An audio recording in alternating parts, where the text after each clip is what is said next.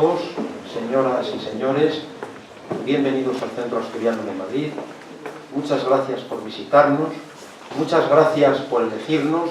Es realmente una satisfacción enorme poder congregarnos, ver pues a todos amigos. Algunos nos visitan por vez primera, esperemos que se repitan muchas más visitas, encuentros de este tipo, de naturaleza sociocultural. Hoy presentamos un libro. Gracias singularmente pues al Padre Ángel, ese heraldo de concordia, ese hombre que tanto hace por los más necesitados, una persona santa, que además conduce ahora magistralmente la iglesia de San Antón. Muchas gracias por acompañarnos. Y lo mismo pues a todos, directivos, amigos, está también doña Isabel, muchas gracias por venir. Y bueno, pues también por el esfuerzo realizado por el autor de este libro, que hoy mismo cruzaba Alpajares con su esposa. Ojalá que se recupere pronto, se restablezca y podamos tenerles de nuevo. Esto no es una frase hecha, sino que realmente lo comentaba yo ahora con Luis. Deseamos verdaderamente que se consolide esta trayectoria como escritor, y me consta que está realizando otro nuevo trabajo que esperamos presentar aquí. El Centro Asturiano es la casa de todos los asturianos y de todos los amigos de Asturias, y desde luego pues apoyamos todo lo posible a los escritores, a los creadores de nuestra querida tierrina, pero no solo, porque ciertamente también hay otros muchos actos que son de otras regiones, personas de distintos lugares del mundo, porque nuestra tierra, de la que este Centro Asturiano es una peculiar síntesis de Asturias, pues es una tierra muy abierta y el Centro Asturiano no puede ser menos. De manera que sean todos bienvenidos, y voy a proceder a una breve presentación del autor, aunque hay en el salón muchas personas muy cercanas, amigas personales de Luis Roda, mierense, donde vivió hasta los 17 años. Guarda excelentes recuerdos de la enseñanza primaria y secundaria, pero no tanto de la Universidad de Oviedo, donde cursó la carrera de Derecho. Y uno cuando lee esto se pregunta si será por ser Oviedo, probablemente no, o por ser la universidad que a veces en la que trabajamos, pues más allá también de las peculiaridades que haya entre estas instituciones que tanto queremos, sabemos que muchas veces pues no cultivan como debieran el ambiente convivencial y ese compromiso de irradiar luz, que es lo que realmente ha de hacer la universidad. Terminó, como digo, la carrera de Derecho. Una vez aprobada la oposición a juez, inició su carrera profesional en Luarca. Como juez y magistrado ha desarrollado toda su vida profesional entre Guipúzcoa y Asturias. Actualmente, como es sabido, es juez decano en Gijón, donde espera probablemente pues jubilarse dentro de unos cuantos años. Es muy aficionado a viajar, a leer, a escribir, a escuchar música y a hablar pues de todo lo habido y por haber, especialmente con su esposa Cristina, porque realmente Luis Roda es una de esas personas que sienten que la vida adquiere en cada momento, con cada nueva jornada, un nuevo fulgor también. Hoy presenta este libro que nos congrega, Memorias de la ciudad que nunca existió, del que puede decirse, porque ya está publicada esta breve presentación en internet, que es una historia que encierra en su interior 100 historias, todas ellas relacionadas entre sí y que frecuentemente aparecen entrelazadas entre los sonidos de la actividad cotidiana y la música no escrita que el viento interpreta de manera espontánea al mover las hojas de los árboles.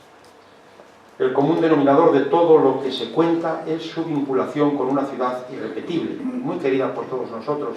Aquí hay unos mierenses de todo, el propio Padre Ángel, también José Luis Casas, entre otros. Como decimos, de una ciudad irrepetible, el Mieres de los años 50 y 60, que en nada se parece a lo que ha sido después. La ciudad que sirvió de escenario a aquellos sucesos ha desaparecido y quizás ni siquiera existió y solo fue alguna vez soñada, imaginada por alguien. Enhorabuena, Luis Roda, por esta obra.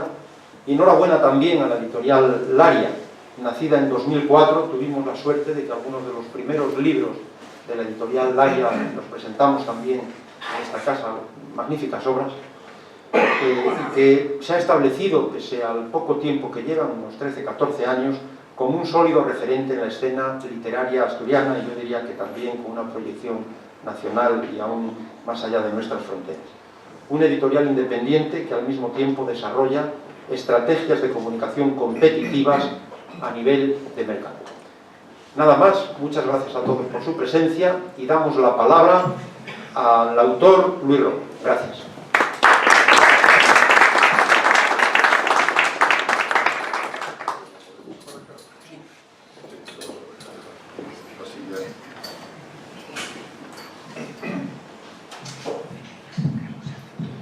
Bueno, vamos a ver. La idea de hacer una presentación del libro con imágenes, pues fue una forma de decir, yo creo que no quiero que se me aburran mucho en la presentación. No voy a hablar de mí, y no por modestia, que no la tengo, pero no, de verdad que no es nada. En ese sentido, pues, tengo la vanidad que tiene todo el mundo, más o menos, y en mi caso a veces pues, hay momentos sí, que les crece un poquitín, pero no siempre. Entonces, la idea de la presentación con imágenes que a veces no tienen, que aparentemente no tienen una relación muy clara con el tema del libro, creo que debo comenzar a explicarlas.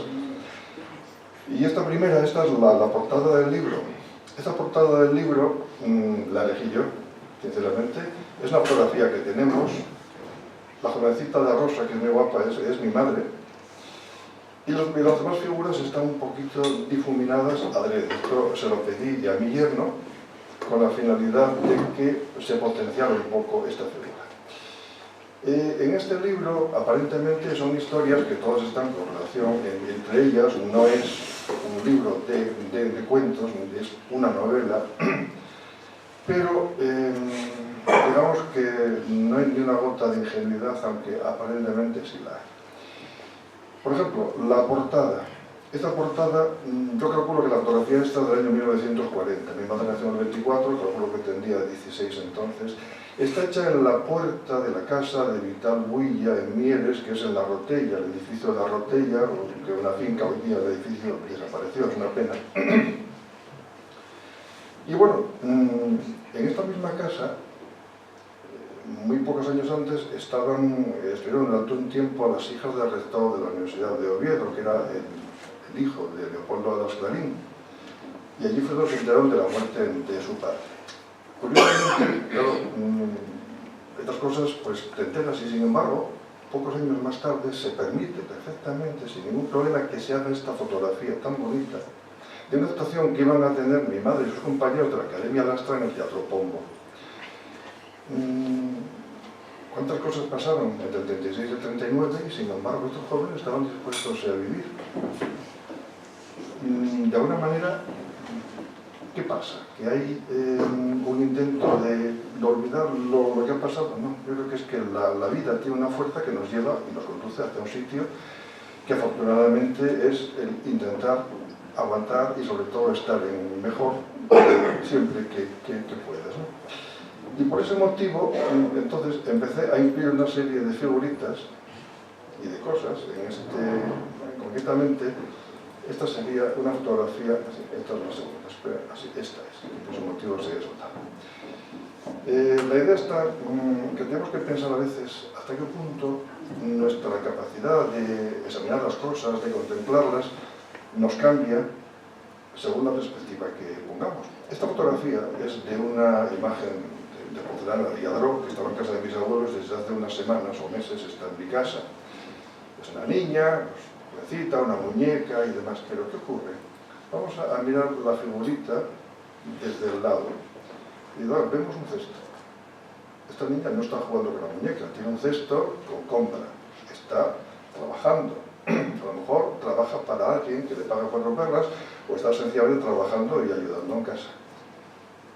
Esto lo está haciendo. ¿Ven? Ese cesto, o sea, pesa y a lo mejor pues, se cansó y se paró ahí. La muñeca la tiene cogida para que no se caiga. Es ya una cosa, la muñeca ya está como pasando esa etapa, ya no le hacen falta las muñecas, ya no las quiere, o se las quiere pero no se acaba de separar de ellas, y sin embargo, pues la tenemos cogida a ella, como diciendo, hay una etapa que se va como a romper el cordón umbilical y va a empezar una etapa distinta.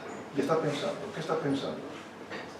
Pues no lo sé, ahí tenemos que añadir nosotros lo que podamos o lo que queramos. A lo mejor está pensando que está cansada, a lo mejor está pensando, me empieza a pensar que es la vida, o sencillamente está pensando en un chico que ha conocido y que le empieza a gustar. No lo sé.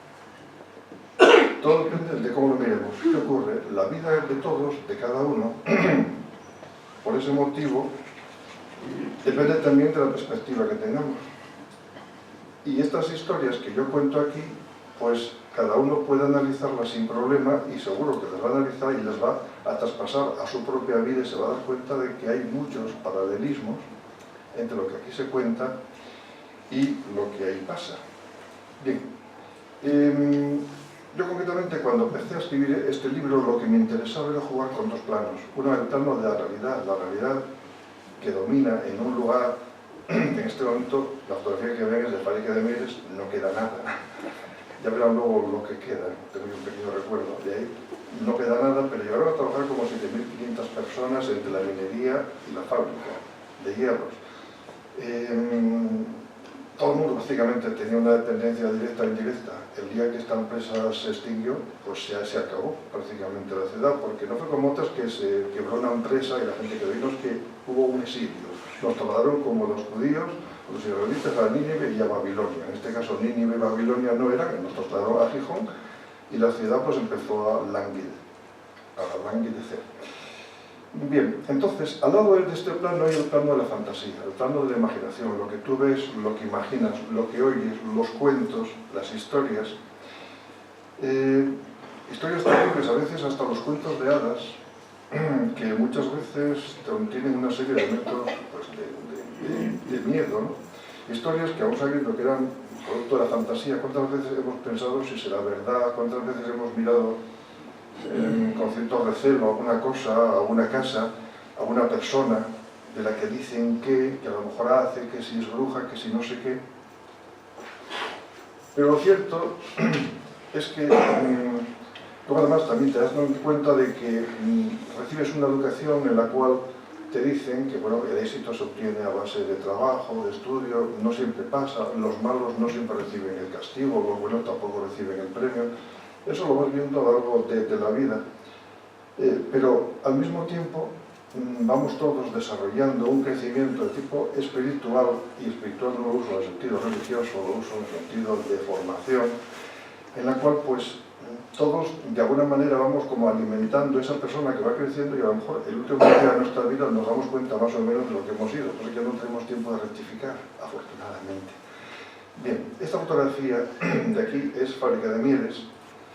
Y aquí estos trenes que recorrían todo el municipio, yo recuerdo en Mieres había cantidad de trenes, el de Barredo, otro que venía de Mariana, bueno, era una locura de trenes pequeñitos. Antes había uno que era mi favorito, que salía en la calle Camposagrado, en todo el día se llama Marbella Llaneza, salía de un túnel y llegaba hasta la estación del norte, era una maravilla para mirar la maquinina de toda la vida. Creo que la maquinina famosa ahí se llamaba Upina y que la conservan en el Museo de Ferrocarril, en el Museo Minero de Sotrondio. Eso merece la pena ir a verlo. Pero bueno, era una máquina que tenía unas vagonitas que parecían de juguete, de vez en cuando volcaban y salvaba el lío en la calle principal. Pero al lado de esto, que esto es la realidad, Fábrica de Mieres, la máquina, pues tenemos otro tipo de máquinas. Los castañeros de toda la vida. Yo imagino que nadie se le habrá olvidado que cuando hacía frío decía un espantón, no sé por qué, además no teníamos ni calefacción central ni nada parecido, ni ascensores, ni cosas de esas, y el butano todavía no había llegado, el carbón era como se calentaban las casas, pero es que las castañas nos calentaban, nos abrimos muchísimo, los metíamos en el bolsillo, todos tirábamos perfectamente, era una especie de calefacción central favorecida por los castaños. Esta maquinita, una maquinina preciosa, a mí me parece maravillosa y la foto también, pero bueno, la única pena es que hayan desaparecido estas cosas. De alguna manera te potencia esa imagen, esa fantasía, esa especie de sensación a veces que te da como de ternura, que es lo que te justifica pues estar vivo, el sentir cosas, en los recuerdos. Esta te contribuye más a crear recuerdos agradables, posiblemente más que el examinar un libro de historia o el analizar las cosas tal y como son. Aquí el tema está en cómo las sientes tú en ese momento. Bien, en el libro hay una serie de personajes, todos ellos tienen que ver con la realidad. De hecho, uno de los personajes protagonista de un capítulo está aquí. Hola, Marty. Y el chico, pues el capítulo tiene de nombre Marty. Es un personaje muy importante en mi vida, por cierto. Y resulta que los personajes son reales y a veces cada uno tiene una significación concreta, positiva. Generalmente son algunos que son como excesivamente como a nivel de tierra, te hacen bajar inmediatamente los humos y luego te ponen a nivel del suelo. Otros, en cambio, lo que hacen es que te potencian la fantasía. En este caso, la fantasía la representa una niña, Amparo, que no está. No sé dónde está, pero ya no está. Entonces, desde el año 2010 ya no está. Pero bueno, en todo caso es un personaje para mí básico y se irá viendo su actuación o su intervención potenciando la parte de fantasía, pero también a veces potenciando en la historia el reexaminar las cosas para darte cuenta de que no son como te las cuentan siempre. Y luego encima, otro de los pilares, el tercer pilar, que tiene de alguna manera esto es mi mujer, y es porque con ella voy comentando cosas del libro, lo que voy haciendo, ella me impulsa, pero a veces acaba de explicar esto que no hay forma de entenderlo, me corrige. Entonces, como una relación, es una historia como a 3 niveles. El nivel de los recuerdos, el nivel de la realidad, el nivel de los recuerdos incrementados por la fantasía, el nivel real y luego el nivel actual. Son 3 patas de una banqueta que de alguna manera son las que me contribuyen a dar la estructura de este libro. Pero resulta que el Mieres, que sale aquí, para mí es muy importante porque es la base física de todo esto pasa. Pero Mieres, no piensen que no es una cosa local, Mieres es como pudo ser otra ciudad, pero es que como parece que estas ciudades, concretamente Mieres, parece que nada más que se habla de los pasados 34 o 36, la vida es completamente más amplia, pasan muchas cosas, pasan toda la vida. Ha habido una época en la que había gente con inquietudes, un centro cultural y deportivo que funcionó, donde veías cine checo y húngaro en los años 60, cosa insólita, como aquí empezó con el ensayo, era muy anterior. Tenías conciertos, íbamos a esquiar, había cosas insólitas, que hoy día no sé si están igual, pero por lo menos en aquella época de penuria un poco intelectual, sí había quien quería tirar adelante. Y sin ningún tipo de distinción de ideologías y nada parecido. Y luego, en la parte, lo que es la potenciación de la imaginación, estaba el cine. Yo creo que el cine, bueno, recuerdo toda la vida las imágenes de aquellos carteles que todo el mundo los vería, eran dibujantes fantásticos. Mi primo se dedicaba con unos amigos a despegarlos de 100, o sea, en el momento que los pegaban, iba él y su hermano y otros amigos los despegaban y luego guardaban en casa. Tenía una colección impresionante. Yo éramos jóvenes que ellos, pero me enteraba de todo ese libro. Ten en cuenta que está prescrita la acción delictiva, o sea que no te preocupes que nadie te va a decir nada. Pero bueno, era una cosa muy interesante. Y el cine que se veía en Mieres tenía unos programas, como casi todos los sitios, que se repartían de mano durante el espectáculo anterior para que vieras. Y aquí te aparecía, por ejemplo, esta película que para mí, estos programas eran de una colección de una tía mía, y todavía la tengo yo en mi casa hoy día, esta colección, y los miraba de pequeños. Generalmente cuando tenía anginas me daban la caja de programas para que me entretuviera. Pero esto te eran películas que no podía ver por edad, porque todas eran para mayores. Este era un Ramón espantoso, pero sin embargo tenía un título precioso, La ciudad soñada. La ciudad soñada era Praga. Y esa película se está rodando, en el libro se cuenta, se está rodando cuando Praga está, toda la parte de lo que es hoy día la Checoslovaquia, está invadida y tiene el protectorado alemán, la zona de los Sudetes. Pero estas imágenes contribuían a hacerte soñar. Y yo imagino que los niños o jovencitos de años 40 veían esto y también soñaban, porque claro, una ciudad como Praga es una ciudad de ensueño, es maravillosa. Al lado de esto, lo voy a poner como contraste, tenemos la parte folclórica de Darse Llobé, versión hispánica, poema dramático andaluz, canciones, es una cosa muy trágica. Pero bueno, los dibujos, las fotografías, a mí me parecen maravillosos, las composiciones que hay de programas que estaban viendo, pero esto que generaba una especie de fantasía y también de comodidad, de alegría. La gente que iba al cine a veces iban a llorar y disfrutaban llorando, y eso lo sabíamos. Sin embargo, claro, luego aparece La Maravilla, una película de Boris Karloff. Ahora, fatal. Fíjense que este programa es redondo. Es redondo, o sea, ahora es redondo por completo. Volvemos de nuevo, me parece que no me pasa. No, se me ha atascado. Pues no sé por qué motivo se ha atascado. Ahora no, pues, es que no hay nada. Esta la ponía Cine Esperanza. Ven todavía el sello arriba, Cine Esperanza sobre el amigo, frente a los suspiros. Juan Dios mío. La peineta se sale prácticamente del programa. Es apoteósico. Entre Boris Karloff y la señora de la peineta, pues hay una diferencia. Pero ambas cosas contribuían a generar la ilusión de irte al cine el sábado, el domingo y vivías. Y la gente, claro, luego aparece La Diligencia de John Wayne, con Ted Trevor, y esta película que es maravillosa. El programa también es precioso. El programa es muy bonito, pero toma, Paquita de Ronda. ¿Quién era Paquita de Ronda? Casi mejor que no saberlo. Una gitana en México, apoteósico. Pero sigamos añadiendo fantasía, porque esto te ayuda a salir de la... En esa época no había televisión, y en Mieres y en Asturias llegó mucho más cable. Aquí yo llegó en el invierno, cuando el repetidor del Gauca Moniteiro tenía un problema, estábamos 2 semanas, 3, sin poder ver la televisión. El cine era básico. Que luego empezaron los días de Robert Taylor, Leonard Powell, y aquí Amparo Ribelles con el clavo, que era bueno, ya la cosa empezaba a ser un poquito más, era un dramón, pero la que ya faltaba ya no llevaba la peineta. Y luego 24 horas sin mentir, cosa increíble.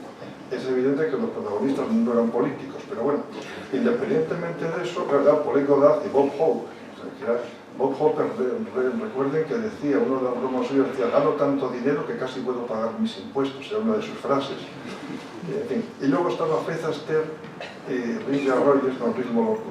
Y yo cada vez que veo este cartel pienso justamente en la portada de este libro. La fantasía yo creo que está vinculada a las imágenes de Fred Astaire y Ringo Rogers. ¿Lo ven?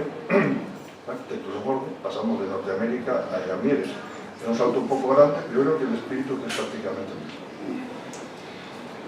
Bien, después de esta especie de salto hacia lo que creaba esa fantasía, y eso ayudaba a crear una forma de interpretar la realidad. Tenemos la realidad, esto es Santa Bárbara del Turbio. El Turbio era un barrio creado, era obligatorio a partir de cierto número de trabajadores que las empresas creasen viviendas. Era un poco diabólico, un sitio feo, la verdad, lo mismo que Murias, pero Murias era más pequeño. Pero fíjense, Santa Bárbara, todo el potencial que tiene toda la gente que se mueve ahí, espectáculos, las iglesias llenas, cosa insólita en este caso, pero bueno. En fin, esto era una cosa que aparecía ahí. Y luego volvemos también otra más, las colonias de veraneo infantil. Esto era una de las realidades también que había.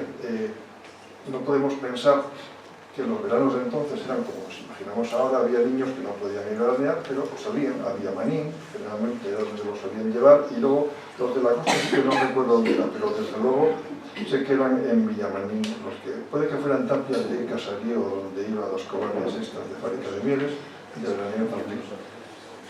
No es el verano azul que contaba en aquella serie de televisión, pero sigue siendo una cosa que te va recordando, te da como una ternura enorme, porque has visto la película maravillosa, La Diligencia y demás, pero la realidad era que lo más que tenías eran esos colos y danzas en el Río Turbio y las colonias de veraneo para unos niños.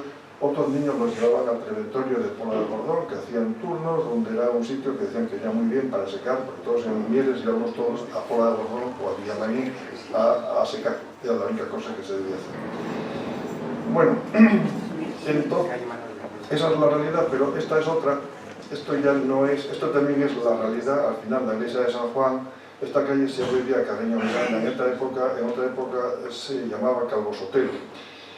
Para mí tiene un interés especial porque me imagino que si ven esta manita que estoy señalando aquí, estoy señalando un sitio, este sitio, ¿saben, no? Una manita, bueno, pues este sitio era un chalet que lo tenía la familia Dona Petri, y ahí pasé miles de horas, muchísimo, y resulta que el jardín del que hablo, de que se habla en el libro, las fantasías y todo, las hemos vivido ahí.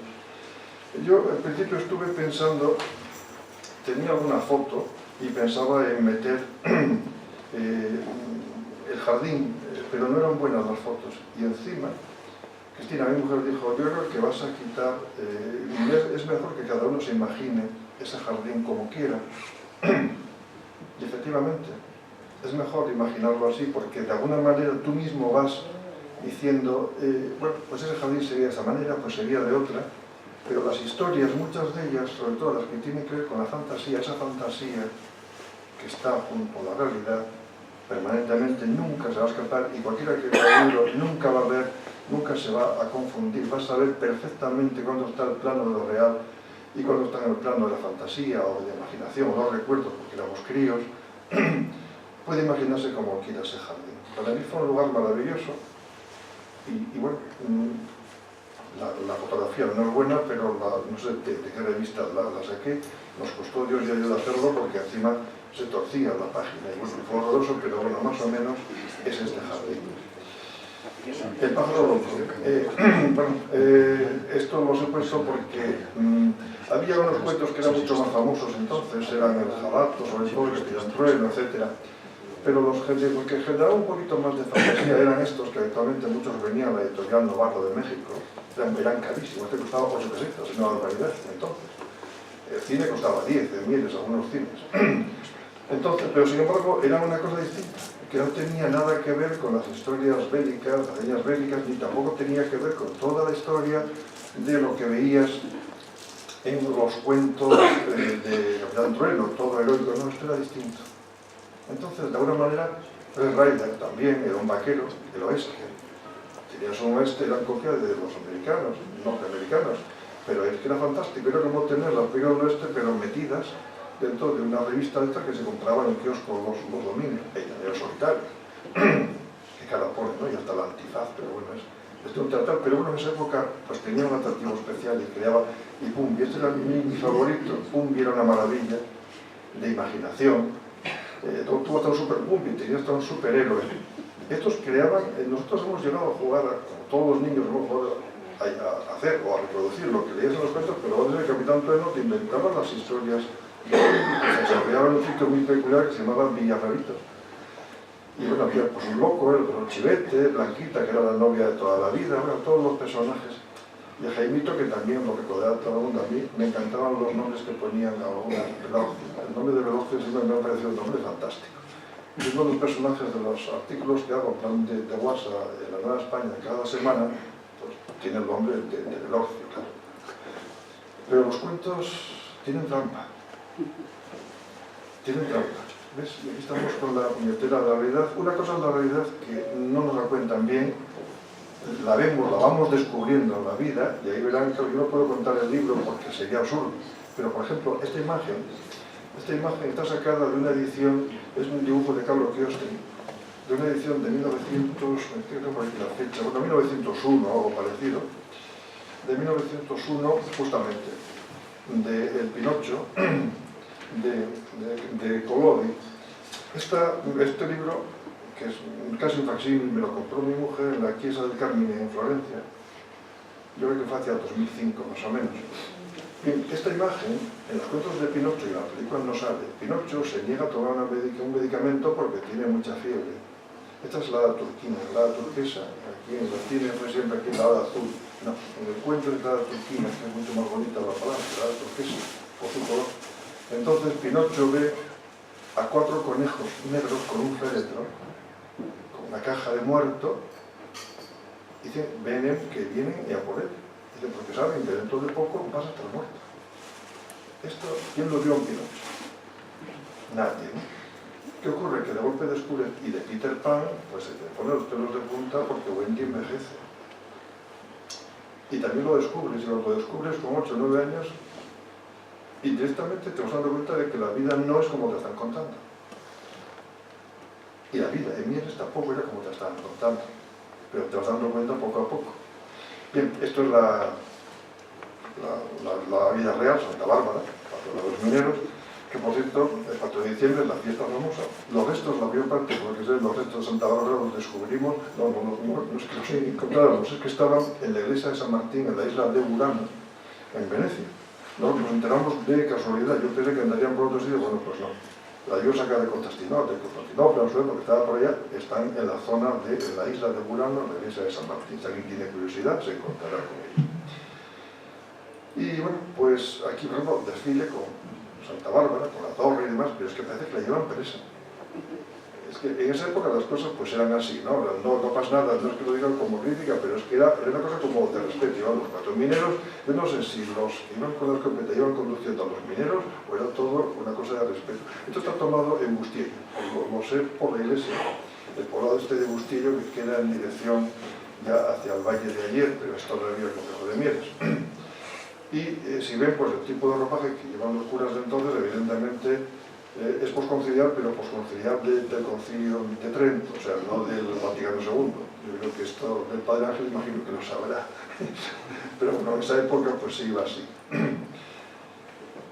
Y también pues la vida, otra parte de la vida real, donde a veces también generamos un poco de fantasía, pero este es un colegio de Bustillo también, pero metí la fotografía porque no sería muy diferente de los colegios que veíamos en estos sitios. En Mieres, por ejemplo, pues era ahí, te formabas y además, curiosamente, te formaban bien. Yo tengo un recuerdo de la primaria, lo he dicho, lo hemos comentado, un recuerdo maravilloso de las cosas que aprendí, y la secundaria también. Era un nivel de enseñanza, pero claro, evidentemente dependía de los profesores que tenías.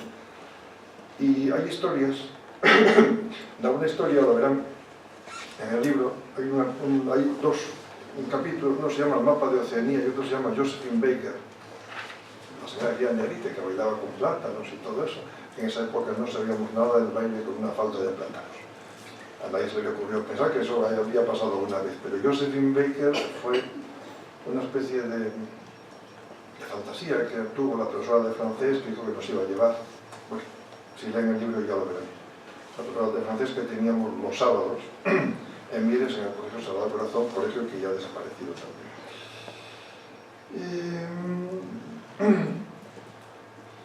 Bueno, también más Bustillo, voy a pasar un poquito más. Y aquí vamos, esto es el economato de Fábrica de Mieres, lo voy a llegar por aquí. Esta es mi casa, nací yo por aquí, y mi hermana también, evidentemente. Por aquí pasaba el tren de Barredo, y este economato nos permite volver de nuevo a la vida real, porque el economato, pues, los precios eran mejores, pero había gente que podía utilizar ese economato enorme, no solo de los que estaban inactivos, sino también los jubilados. Aquí se ve un poquito mejor, tenían pescadería, tenían de todo, pero sobre todo tenían telas. Y esto lo he sacado adrede por una cosa, esta fotografía, la idea fue de mi mujer y me hace gracia. No es un concurso de Mises, no tiene nada que ver, pero yo estoy pensando, estoy convencido que pese a que se repiten estos modelos con tablas que debían llevarse tanto tiempo esas faldas, que se fijan, ni una es una copia de la otra, todas son distintas. Entonces vamos a imaginar que estas mujeres, que verdad que era un dibujo, era un corro que estaba de dibujo, algo parecido, estoy convencido que la mayor parte de esta ropa le ha comprado las telas en el economato, y sin embargo le han añadido un toque de fantasía para tener cada uno un traje distinto. A mí esto me dice muchas cosas. Y a lo mejor en esa época no lo analizaba, pero luego lo ves con esta perspectiva de la edad que tengo ahora, y sí ha cambiado. En este caso, esta es mi madre, esta es la tía Lola, que es una tía abuela mía, y esta es la amiga. Y también supongo que es muy posible que las telas hayan salido de Fábrica de Mieres, pero los trajes son primorosos, años 40.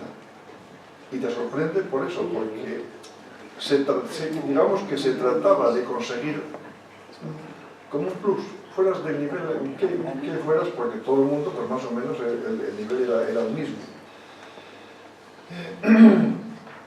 Bien, esto fue yo creo que lo que quedó de Fábrica de Mieres fue esto, una lámpara minera de recuerdo que debíamos repartir en el año 58 a todos los productores. Esta estaba en casa de mis abuelos, ahora está en mi casa, y tengo otra en casa de mis padres que imagino que si mi hermana no la quiere, me la llevaré yo también. Esto fue lo que quedó de Fábrica de Mieres, esto y los recuerdos. No está mal, no, esta es mi madre, pero muy guapa, pero esta casa aún existe, creo que está en el catálogo de casas en Mieres, Nosotros vivíamos en este piso, aquí, detrás donde la cabeza de mi madre era mi dormitorio. Y esto era todo un salón muy grande y en la parte de allá que no se ve nacimos mi hermana, el primer niño que nació muerto y yo.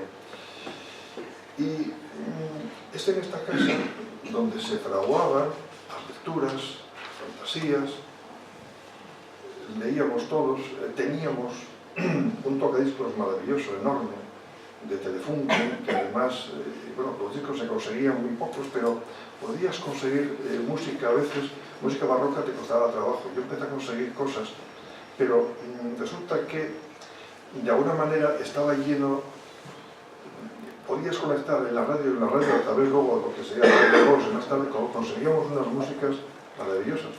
Y entonces, en la formación, en la creación y en la espiritualización de cada uno, y lo cuento en el libro, Händel, Bach, Mozart, Camille Saint-Saëns y Juan de la Encina, Mudarra, Tomás Ruiz de Vitoria están permanentemente al lado y van creándose. Y todo esto pasa en Mieres.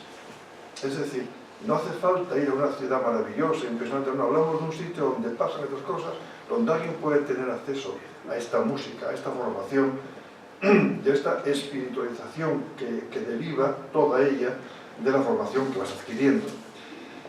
De hecho, el prologuista Pachi Poncela dice que más que prólogo hizo un preludio, porque el libro es de música. Y de hecho mi mujer tuvo una idea maravillosa, que era a ver si podía hacer un disco, un CD para incluirlo, un DVD para incluirlo con el libro, con las diferentes músicas, pero nos metíamos en un problema de propiedad de propiedad de autor, intelectual y demás, y era un lío y no había manera. Pero había que meter, por ejemplo, había una pieza de Gris maravillosa, que de ella hablo, es un capítulo que prácticamente arranca de ahí, es un lead de Gris cantado, que se llama Varen, Primavera, y es impresionante.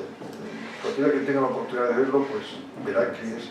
Este es un momento mágico. En Mieres, Federico Martín Bamontes, en Mieres, saludando a la tía Pacita, mi padre al lado, mi madre, y Pepe, el tío Pepe, que era entonces el presidente de la Comisión de Festejos de Mieres, y yo creo que por ese motivo vino Bamontes. Pero es que Bamontes, en el año 54, eso, leyendo historia, en el año 54 vino a competir a la Vuelta a Asturias, vino un bici desde Toledo hasta Asturias. ¿Qué medios había? Pues no había. Pues ganó el Tour de Francia. Para mí, con esta foto he dado envidia a mis compañeros de primaria de mala manera e intencionadamente. Porque nadie tenía a sus padres como Bamontes al lado. Entonces, bueno, eso era así. Esta revista, Pico Polio, es una revista de Fábrica de Mieres. Tranquilos que estoy ya avanzando, dentro un poquitín vamos a acabar. La he puesto por una cosa. Feliz 1962. 4 años más tarde empezó la extinción de aquello. Era un feliz con la boca pequeña. Fábrica de Mieres inaugura su tercera batería de coca, no queda nada.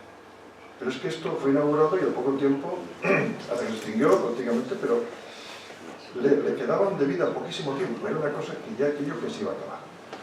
Y esto también es de Pinocho. La sensación de los que nos movíamos, que tuvimos, que en parte que cada vez ibas dando cuenta de que en la vida somos como marionetas, con hilos que mueven otros. Y no solo los políticos, en esa época era bueno, la dictadura, pero quiere decir que la política te mueve, pero te mueven muchos condicionantes. Y al final, no sabes por qué, pero te sientes como los muñecos. Estos muñecos son también dibujos de Carlos Giossi, de la edición del año 1901, de Pinocho, que son muy tenebristas. A mí me dan hasta un poco de miedo, la verdad, ¿no? Y bueno, y hay unos dibujos cuando cuentan que el zorro que aparece que es malo, es un personaje malo, el zorro en el cuento de Pinocho y en los dibujos de Walt Disney, pues es malo, pero no le pasan cosas. Al final el zorro se fingió ciego, era un ladrón y además pues, era un estafador, y cuentan que a fuerza de fingirse ciego quedó ciego. Y era tan pobre que tuvo que vender la cola para sobrevivir. Eso no te lo cuenta, pero está en el cuento. Entonces es un tema de apariencias. Esta figurita estaba en casa de mi abuelo Domingo, en Gijón. A mí me encanta la apariencia, ¿no? ¿Qué es esto? Es que es un tintero. Y seguimos, estoy jugando con la metáfora, evidentemente es una metáfora muy fácil, pero es un tintero, es así pequeñito, A mí siempre me llamó la atención hasta el primer día de crío que vi que se abría. Yo vi que era un tintero y en cuanto pude me hice con él. Estos cajirones, en Mieres había por lo menos 3, que yo recuerdo, líneas para ir para las escombreras, pero con un poquito de imaginación nos sentíamos como que a todos nos habría gustado ir en una cosa de estas. Sin embargo, lo que sabíamos, porque te enterabas, de que esto era para trasladar todos los estériles de las escombreras, que afortunadamente muchas de ellas se han ido comiendo, se han ido consumiendo por técnicas, porque si no es un peligro. Pero la imaginación, si lo añades, la perspectiva, cómo miraba la figurita de Lladró desde el principio, resulta que aquí te veías viajando como si estuvieras en un teleférico en Suiza, con las Dolomitas. Bueno, pues no, estabas en Mieres y estabas viendo, pero la imaginación era eso, donde una porquería se queda todo hecho un asco. Luego las escombreras íbamos a buscar minerales y fósiles. Bien, la Navidad tiene un interés especial en este libro, sale varias veces. Y estas imágenes, esto no es Mieres, evidentemente, esto es Innsbruck. Esta es la ciudad que tiene esta casa llamada la ciudad del techo dorado, este precioso árbol de Navidad. Voy a compararlo con la siguiente. Esto es en Sidesa, bueno, en Arcelón, esto es Uninsa, tal como se hizo. Yo es que quiero ver un árbol de Navidad en otro. Es un poco, digamos, fantasía animada, pero esto era una postal que regalaban para felicitar, y yo que realmente me acuerdo que decía abajo, ponía la leyenda, el espíritu del trabajo en la noche de Navidad. Y en cuanto leí eso me dio como un golpe y me encantó. Y esta postal la he guardado pues más de 30 años y la tengo guardada, pero para mí es un árbol de Navidad, independientemente de que he cambiado de manos, que he estado a punto de hacer mil cosas, pero mi árbol de Navidad ahí es un autor. Más Navidad, esto es en Austria o en Suiza, no lo sé, pero fíjense qué bonito paisaje, bueno, estas torres tipo cebolleta que son típicas de Austria, también en la zona de Baviera. Esto es Frauenkirche en Nuremberg, maravilloso sitio, bueno, porque está muy bien reconstruida, pero nieve, Navidad, luz iluminada por aquí. Esto es un libro que tenía mi padre, que a mí me fascinaba, se llamaba Nuremberg. Yo veía esta ciudad y me quedaba fascinado. Todo eso en esa casa que han visto antes, yo nací, eso estaba ahí todo, y ahora está en mi casa, pero entonces añadíamos un plus de fantasía, te dabas cuenta de que había ciudades que parecían de cuento de hadas, que eran maravillosas. Esto está en la iglesia de San Lorenzo, es una anunciación maravillosa, creo que es una música cristiana, es lo que es, pero bueno. Una anunciación preciosa que está en la iglesia de San Lorenzo, también en Nuremberg. Esta es mi casa, entonces yo esta casa, todo esto, lo miraba y me lo imaginaba desde aquí. Claro, esta foto con el Parque Jovellanos, que todavía tenía los árboles pequeñitos y no había más cosas, de alguna manera te metía en un paisaje aparentemente paradisíaco que te permitía pensar en otras cosas, pero bueno, no era todo así. Y sin embargo, uno de los folletos, libritos pequeños que había al lado de estas imágenes preciosas de Nuremberg, resulta que aparece este soldado, que es el que te da un poco la clave de lo que está pasando.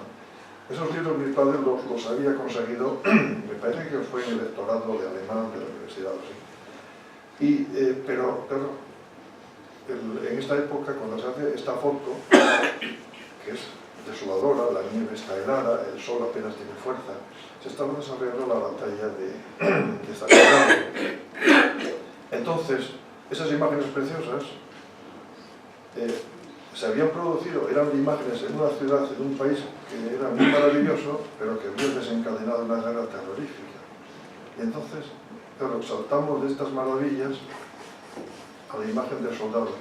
Yo eso todo lo veo a la vez, lo analizas y piensas, esto es terrible, pero te vas dando cuenta después de que toda esa belleza y toda la cultura que había ahí, sin embargo, ha acabado desembocando en matanzas, en este tipo de cosas. Bien, yo creo que ya queda muy poco. Este castillete lo he puesto por dos cosas. Aquí arriba hay 3 obreros. Imagino que están montando, esto es una cosa antigua porque aquí veo una mula, tracción sangre, como se decía entonces. Pero también se podía pensar que estaban desmontándola, que fue justamente lo que pasó con muchos sitios. puede ser la ambigüedad también de la imagen, y es la ambigüedad con la que estoy jugando permanentemente en las historias, porque cuando vean las historias que salen en el libro, se van a dar cuenta de que se está contando más de lo que se quiere contar. Pero eso tiene que ponerlo el lector, depende, con la intención que lo veas. Pero el grupo de fantasía no está ni montando ni desmontando. Tenemos una especie de simulacro de la Torre Eiffel en Mieres, pues no está mal. Es un poco de fantasía, eso quizás es demasiado. Pero bueno, entonces vuelvo de nuevo a la foto de la portada y digo, ahora, después de todo esto que les he contado, se dan cuenta de que de ingenuidad nada. No hay ingenuidad, es todo, de alguna manera, no es una imagen sencillamente agradable, es una imagen de supervivencia, pero que me genera una ternura y una carga de profundidad. Y de alguna manera esta fotografía creo que es un símbolo, al igual que esta otra. Es una obra que me parece preciosa, de Nicolas Poussin, está en el siglo XVII. Se llama Et in Arcadia Ego. Está en el Louvre. Tiene otra también Poussin que se llama con el mismo título, pero me pareció tan macabra que no la quise poner. Tenía una calavera y que no. Entonces decidí poner esta. Son tres pastores en una Arcadia maravillosa, un lugar idílico, genial. Esta persona, no sé qué representa esta dama, no lo sé, pero ellos descubren en este sitio idílico, descubren algo que le rompe un poco el equilibrio. Hay una tumba y pone Et in Arcadia Ego, y yo también estoy en Arcadia. La muerte también está en Arcadia. Entonces, es la realidad que de alguna manera toda esa fantasía que puedes tener viviendo en un sitio maravilloso, idílico, esa Arcadia la sitúan idílico, aparentemente en el Peloponeso, una zona preciosa de Grecia, que nos encanta, por cierto, y donde esperamos volver. Y sin embargo, estamos hablando de la muerte también está ya más casualmente, ocupa el centro de este cuadro. Es una simbología brutal. Estos recuerdos, por tanto, que van formando el libro, son recuerdos propios, son recuerdos ajenos, son cosas que he oído contar. No sé si he acertado en contarlos bien, pero es como los viví, entonces pues los pongo así, tal y como sonaban. Entonces, ¿qué ocurre? Que los recuerdos tienen un componente de falsedad enorme, que es que siempre, a veces, se forman a base de olvidar otros que te podían neutralizar ese pensamiento, esa idea. Entonces, ¿qué pasa? Si la vida que has vivido, o el tiempo que has estado pensando, aprendiendo y demás, vivido en esta ciudad, resulta que te das cuenta de que estos pensamientos están produciéndose en esa ciudad, pero en tu imaginación, es que esa ciudad que has vivido, a lo mejor también está en tu imaginación. Ahí viene el juego de palabras del título. La ciudad que a lo mejor nunca existió. Vamos a ver, la no existencia está en el título del libro, pero yo mismo a veces tengo miedo de que no me atrevería a decir, ¿será todo producto de la imaginación? Pues es que igual sí. Y por ese motivo, eso es por el título que les puse, y con esto concluyo la presentación. Muchas gracias.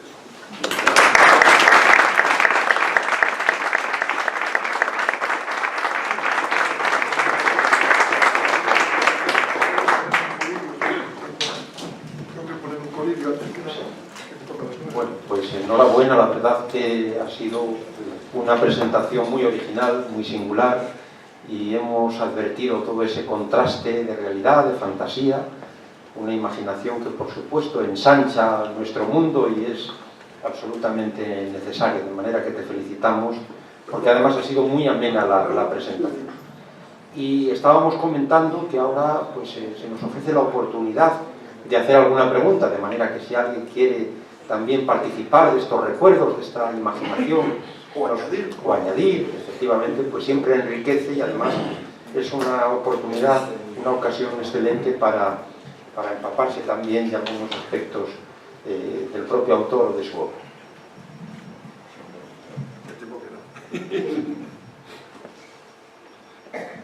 Mientras tanto, yo te puedo hacer una pregunta, Luis, que se me ocurre, no sé si Andrés, nuestro presidente adjunto, también seguro que quiere formular alguna. Estamos seguros de que has escrito esta obra pues con mucho cariño, pero probablemente se advierte, no sé, por la presentación, no he podido leer el libro, pues una suerte de contrastes entre la realidad, entre la imaginación, entre la crudeza de la vida y también pues las esperanzas infantiles, ilusiones. Realmente, ¿con qué te quedas? Si es que estoy en lo cierto, de todos estos procesos entrelazados, un poco jánicos por aquello de las dos caras, ¿con qué te quedas? Bueno, tampoco puedo elegir, pero bueno, en todo caso, la parte, digamos que la positiva es que de alguna manera vas aprendiendo a la vida. Mira, yo tengo una versión, la verdad es que fue mi mujer quien me lo explicó una vez, es que tengo que referirme a ella porque la idea es de ella, que la vida es un colegio, o sea, y no puedes pensar, en la vida tienes que hacer una serie de cosas, quieres hacerlas, te saldrán, no saldrán, depende de lo que previses, porque luego la propia vida te pasa por encima como un tren de mercancías y te deja hecho polvo. Cualquiera que vea, por ejemplo, una película preciosa que era Esplendor en la hierba, que es una pareja enamorada y lo que les pasa, pues todo lo que tiene desde la crisis del 29, en la bolsa norteamericana, etc. La vida te pasa así. Yo creo que lo positivo es lo que he aprendido. O sea, la vida es como un colegio y te aprendes hasta el último día. El día que te mueres también aprendes.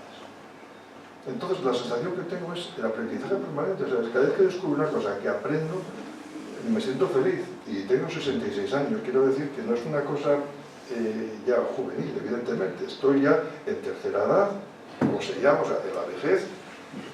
Una vejez que la llevo bien. Pero bueno, es así. Entonces, quiero decir que de alguna manera el aprender es algo, aparte de que me gusta. Entonces, es lo que he aprendido. Es que lo que he aprendido de lo bueno y de lo malo. Y luego los recuerdos que tengo, pues mira, son maravillosos. Y otros son negros. Pero están ahí. Y claro, tampoco puedes hacer nada para decir que voy y los quito. Pues no.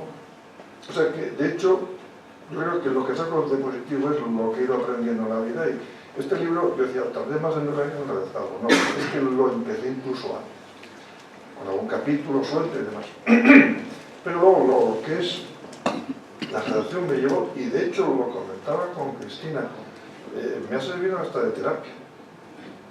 Porque con puras cantidad de sensaciones las sacas, digamos que las liberas, y eso es muy positivo. O sea, me ha ayudado mucho a revisar cantidad de cosas. Y sobre todo a poner la relación con mi padre. Hay un capítulo que se llama Cartas desde Alemania, que realmente está en relación con esto. Cualquiera que lo lea lo puede ver. Hay muchas cosas, es que son del pasado, de un pasado que yo no conocí, del presente y de un pasado que sí conocí. Se han metido ahí en ese capítulo 3 tiempos distintos. Entonces, creo que el aprendizaje, yo me quedo con lo que he aprendido y con lo que espero seguir aprendiendo. Claro que sí. Pues muchas gracias. El caballero San Miguel preguntaba algo, por favor. Gracias. Yo soy un lector que tiene la costumbre de leer primero el libro y después la biografía del autor. Entonces te encuentras en... Vamos alto, que no se oye. Un poquitín más alto, por favor.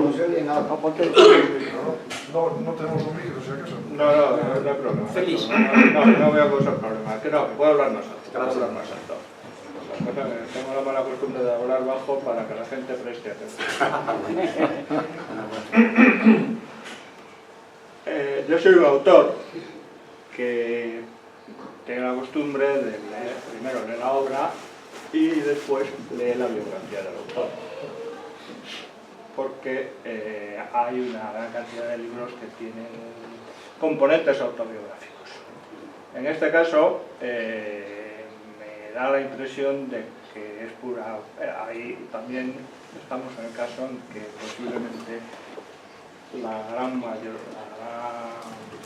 parte del libro sea autobiografía. Pero, no sé, a mí el título del libro, La ciudad que nunca existió, me da la impresión de que hay una autobiografía real, de actos vividos, y hay otra autobiografía de cosas imaginadas. Entonces eso es... ¿qué parte es la real y qué parte es la imaginada? ¿Qué peso tiene cada una de ellas en el libro? Pues no me atrevería a decir un porcentaje. La verdad es que no lo sé porque exactamente decir qué porcentaje... No, vamos a ver. Todos los datos son reales tal y como me llegaron. Lo que ocurre es que hay recuerdos que son míos y recuerdos que son de otros. Por ejemplo, mi padre... a mi padre lo he comprendido muchas veces en conversaciones que no tenían nada que ver con las que mantienen padre e hijo. Por ejemplo, preguntándole por Isolde Herrlich, una chica con la que él tenía correspondencia, con Joachim, que este Joachim yo creo que murió en Stalingrado. Pero a mi padre esta historia le hacía daño, seguramente, y por ese motivo decía, no, los machacaron a todos en Dresde. Su palabra era, los machacaron a todos en Dresde. Pero no vivían todos en Dresde. Yo, de hecho, buscando en internet, encontré la casa de Isolde Herrlich, que aún existe. Y me dio hasta vértigo. Estos son los recuerdos, en este caso, de mi padre, las cosas que he oído. En el libro se ven cosas que he oído y yo las traduzco, las utilizo. O sea, son recuerdos propios, recuerdos de otros, parte imaginada, y sobre todo hay asuntos de interpretación. Hay un capítulo, que no voy a destripar, tampoco pasa nada porque las historias que se cuentan no son excepcionales, son corrientes. Pero depende cómo se miren, como la figurita de Yadrov, del lado que la miremos. Entonces, ¿qué ocurre? Que de alguna manera, una de ellas, el capítulo que le puso el título de La luna es un pozo chico, que es casualmente una canción que armonizó García Lorca, popular andaluza, que la armonizó y es muy bonita, y de hecho me acuerdo haberla oído cantar a Amparo Soler Leal en La zapatera prodigiosa, una versión que hizo muy buena, que la siguió en Gijón, en Jovellanos, que era Amparo Soler Leal y Guillermo Marín, La zapatera prodigiosa, y él cantaba La luna es un pozo chico. Y me quedó grabada porque es una canción muy bonita, y eso lo utilizo para contar unas historias que viví de pequeño y que de pequeño yo estuve charlando y jugando con un niño enfermo que no podía salir de la cama. Sin embargo, ahí sucedían muchas más cosas. En ese recinto pequeño cerrado que había en una manzana de restas de nieves cuadradas, ¿no? Y poco a poco me fui dando cuenta de lo que había ahí. Entonces, ¿qué ocurre? Yo tengo un recuerdo concreto y luego es la deducción que hago de mayor, en ese caso. Otros son recuerdos vividos de otra manera. Pero digo que falso no hay nada, curiosamente. Otra cosa es que me haya equivocado en la interpretación, o que me lo hayan contado, o que yo he creído que me han contado una cosa así. Eso sí que puede ser. Pero cuidé bastante la idea porque me interesaba. Yo creo que si digo que lo utilicé como terapia fue justamente por esa razón. Una terapia inconsciente, o sea, que no sabía que lo estaba haciendo. La señora, por favor. Voy a intervenir. Sí, Mati, cuenta.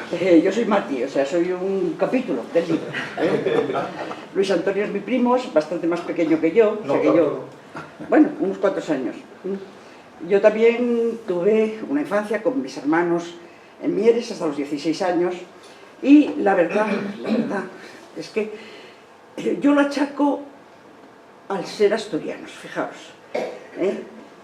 En Mieres yo cuando fui y volví de mayor a verlo, claro, no lo identificaba. Porque para mí la ciudad, yo viví en una ciudad y no era una ciudad, era un pueblón.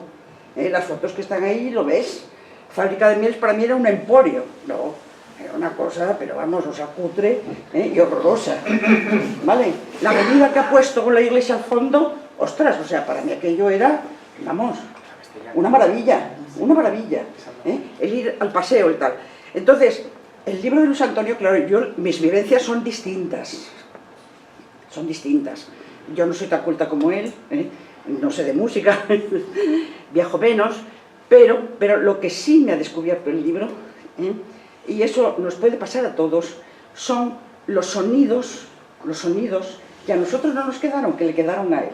Por ejemplo, él cuenta un paseo hacia su casa y que oye en un sitio que yo lo oí luego de leer el libro con 70 y tantos años, había efectivamente una academia de meca, de taquimeca. Yo fui a esa academia, porque mi madre decía que las nenas tenían que saber máquina, tenían que saber máquina, tenían que saber coser, tenían que saber piano, tenían que saber demasiadas cosas. Pero bueno, yo no me acuerdo del ruido, y al leer el libro oí el ruido al pasar.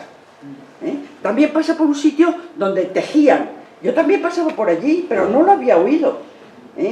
Y luego cuentan las historias que contaba la gente que estaba tejiendo, cosiendo, tal. Bueno, pues yo luego, digo, me acuerdo de los recreos en el patio del colegio. ¿Cuántas cosas aprendimos allí? Y luego eso lo vas dejando, y coges un libro de estos que son sus recuerdos y te obliga a escuchar los tuyos. Voy a decirles una cosa.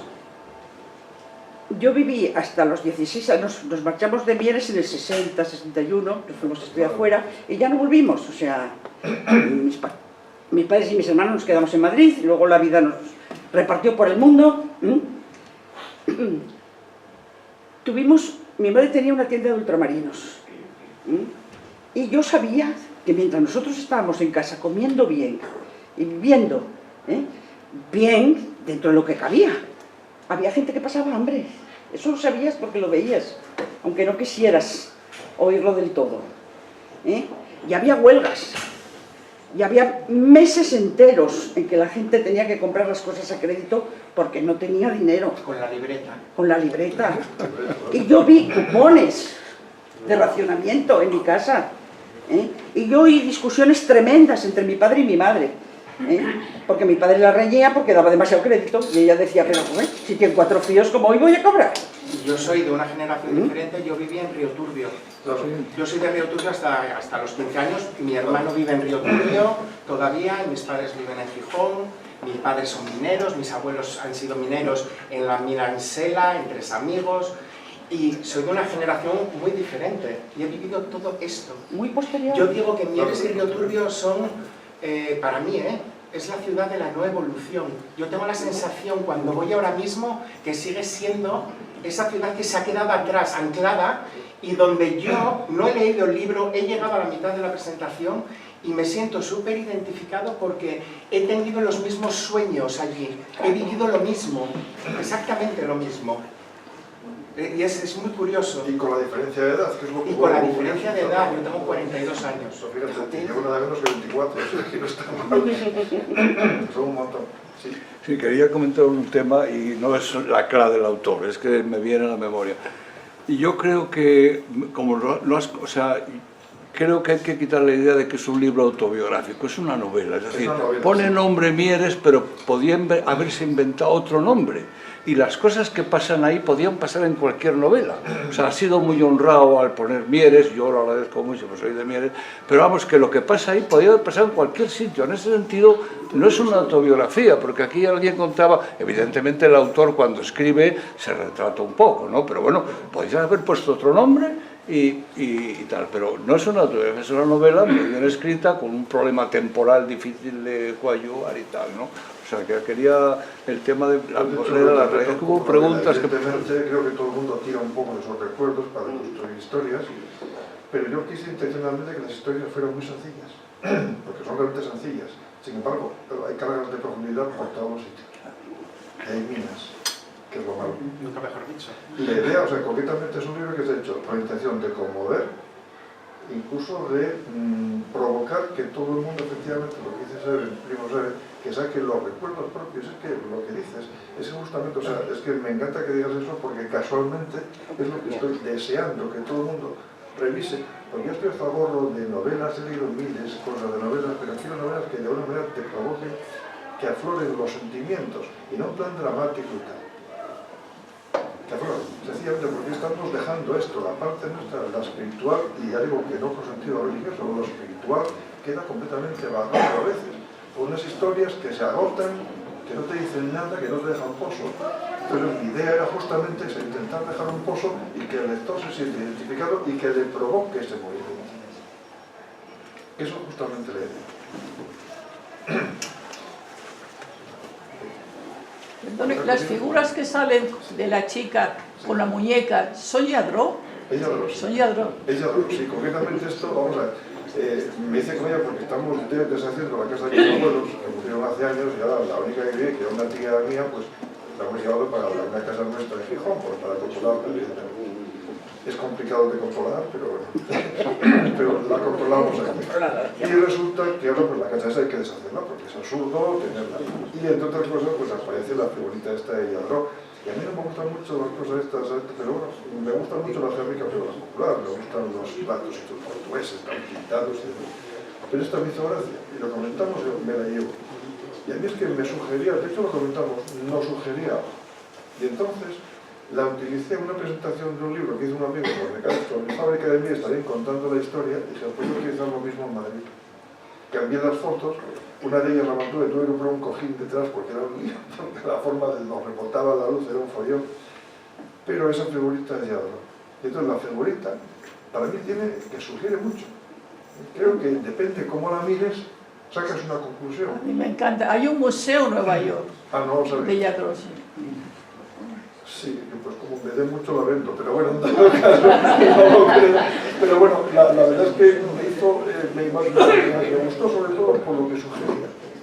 Por lo que sugería y porque me servía para introducir la idea de que la vida es como una piedra tallada y la ves, depende de la faceta que veas, depende de lo que quieras ver en la vida.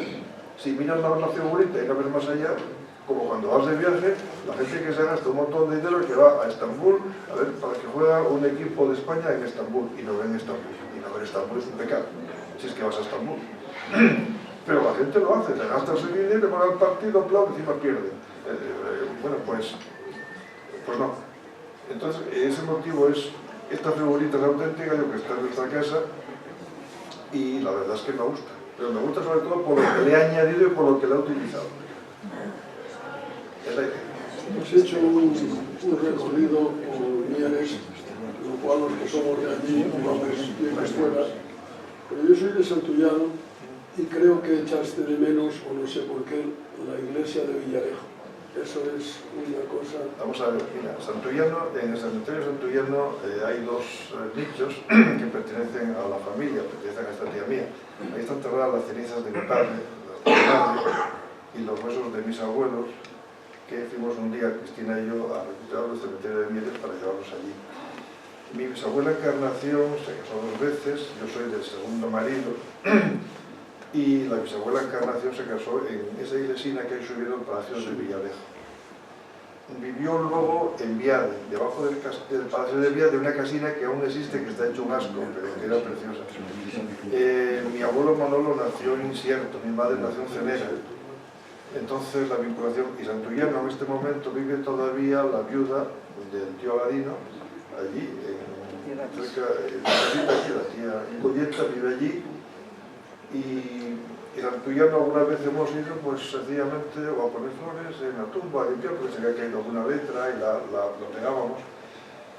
Y bueno, me acuerdo haber ido con mi madre, ella sin saber lo mala que estaba muy bien, y fui con la tumba de mi padre y yo pensando dentro de poco ella viene para acá, pero...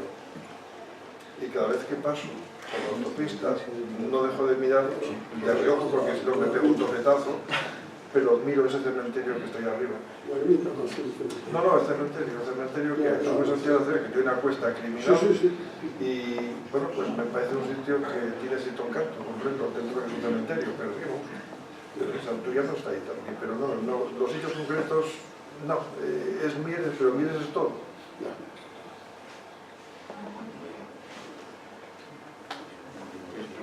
No voy a preguntar, si pasamos si queréis, cuidado con esto. Como has desvelado la edad, pues te puedo decir que estás 6 años por encima de la media de vida. Nosotros aquí tenemos un asiduo conferenciante, un doctor en medicina natural, que nos está enseñando a alcanzar los 120 años de vida. Entonces, te queda mucho. Bueno, simplemente felicitarte por esa original presentación, original y emotiva, muy bonita, porque creo que has sabido despertar el deseo, la necesidad de leer esa novela, esa parte biográfica que tenga, pero en fin, novela. Enhorabuena. Pues muchas gracias de nuevo, Luis, y gracias a todos por compartir con nosotros esa ciudad que siempre existió en tu persona y que nos has trasladado, y eso pues ha enriquecido muchísimo la presentación, el acto, y contamos contigo para que nos presentes también en la próxima obra. Ahora tenemos un aperitivo cortesía del autor, que no solo nos alimenta intelectualmente, sino físicamente. Muchas gracias a todos.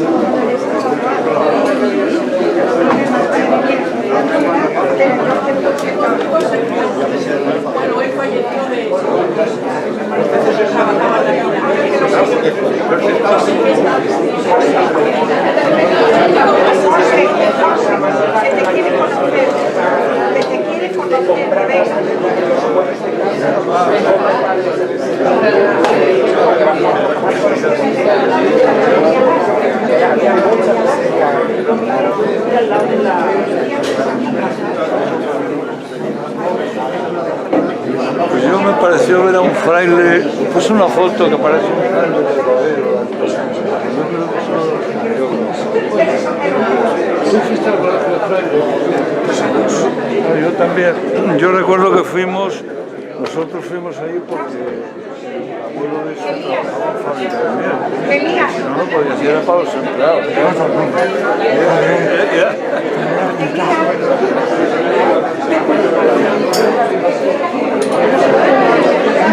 Es de miel. Estuve contando a Mati y debe de ser bastante más de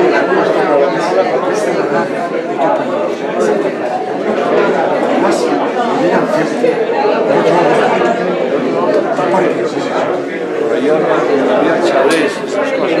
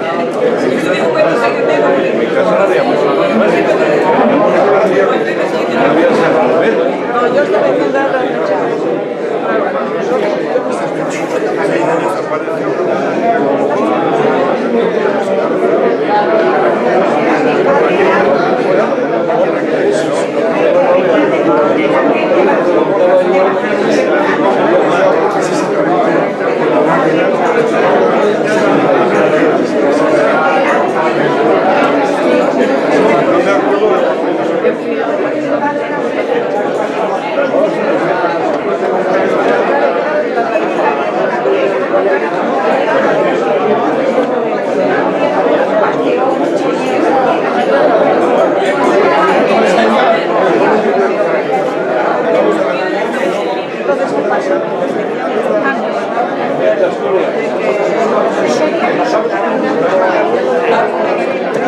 La mujer siempre va para la tierra. Claro, el remedio.